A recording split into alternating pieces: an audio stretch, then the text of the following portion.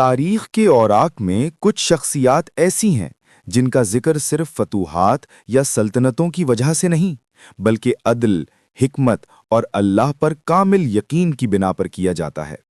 انہی عظیم شخصیات میں ایک نام ذوالقرنین کا بھی آتا ہے۔ یہ اس وقت کی بات ہے جب ذوالقرنین ایک عظیم شہر کی تعمیر مکمل کر چکے تھے۔ بڑے قلعے، مضبوط دیواریں، منظم بستیاں، سب کچھ اپنے کمال کو پہنچ چکا تھا، لیکن ذوالقرنین کی نگاہ صرف اینٹ، پتھر اور عمارتوں تک محدود نہ تھی۔ وہ زمین کے مختلف علاقوں میں جا کر لوگوں کے اخلاق، طرز زندگی اور اللہ سے تعلق کو دیکھنا چاہتے تھے۔ ایک دن وہ اپنے لشکر کے ساتھ سفر پر روانہ ہوئے۔ کئی دن اور کئی راتیں گزر گئیں۔ پہاڑ، میدان، صحرا اور بستیاں پیچھے رہتی گئیں، یہاں تک کہ وہ ایک ایسی بستی کے قریب پہنچے جو باقی دنیا سے بالکل مختلف تھی۔ ایک انوکھی بستی۔ یہ کوئی شاہی شہر نہ تھا، نہ وہاں بلند محل تھے، نہ سنہری دروازے، مگر اس کے باوجود اس بستی میں ایک عجیب سا سکون تھا۔ گھر سادہ تھے مگر دل مطمئن، راستے صاف تھے مگر نیتیں اس سے بھی زیادہ صاف۔ سب سے حیرت انگیز بات یہ تھی کہ گھروں کے دروازے بند نہیں تھے، کوئی پہرے دار نہ تھا، کوئی تالا نہ تھا، کوئی خوف نہ تھا۔ ذوالقرنین نے یہ منظر دیکھا تو رک گئے، ان کے چہرے پر حیرت نمایاں تھی۔ انہوں نے اپنے ساتھیوں سے کہا، ایسی بستی میں نے آج تک نہیں دیکھی، آؤ ان لوگوں سے بات کریں۔ قوم سے ملاقات۔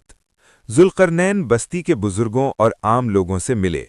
ان کے چہروں پر غرور نہیں، عاجزی تھی، گفتگو میں سختی نہیں، نرمی تھی۔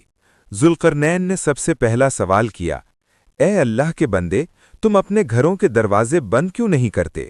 کیا تمہیں چوری یا ظلم کا خوف نہیں؟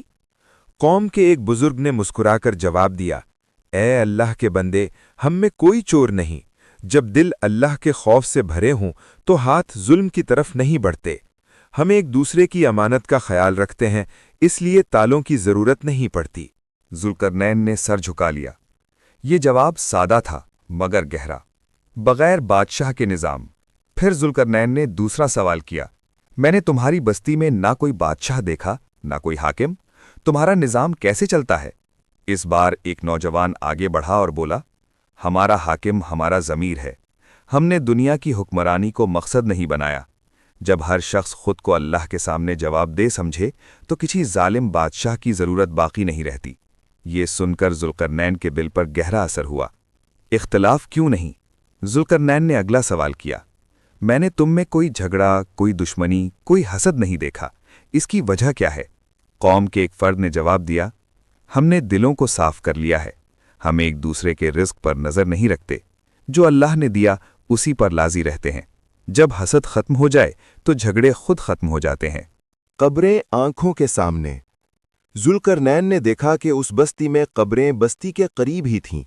انہوں نے پوچھا، تم قبروں کو اتنا قریب کیوں رکھتے ہو؟ جواب آیا، تاکہ ہمیں موت یاد رہے۔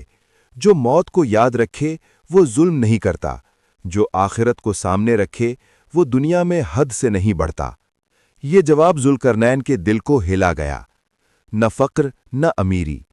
اس بستی میں نہ کوئی بہت امیر تھا، نہ کوئی بھوکا فقیر، سب کی ضروریات پوری تھیں۔